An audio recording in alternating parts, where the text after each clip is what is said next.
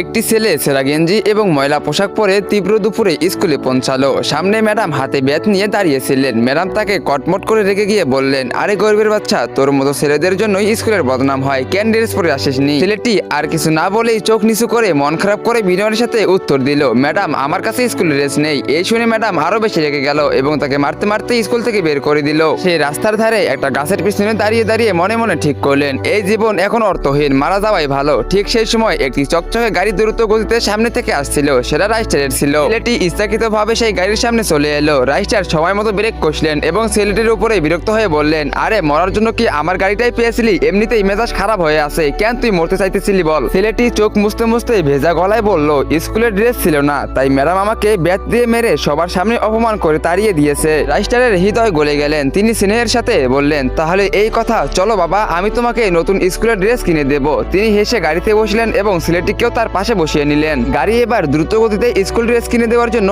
এগিয়ে চলল। কিন্তু তিনি জানতেন না যে সেই পথেই তার সবচেয়ে বড় শত্রু হোয়াইট 444 তার জিপে দাঁড়িয়েছিল। তো বন্ধুরা, এরপরে কি হয়েছিল? হোয়াইট 444 এবং রাইস্টারের মধ্যে কি লড়াই চলবে আর কেই মারা যাবে? আর ছেলেটি কি স্কুল ড্রেস কিনতে পারবে? তোমরা সেটা দেখতে পারবে পার্ট 2 তে। পার্ট 2 দেখতে চাইলে ভিডিওতে লাইক করে চ্যানেলকে সাবস্ক্রাইব করে দাও আর কমেন্টে পার্ট 2 লেখো।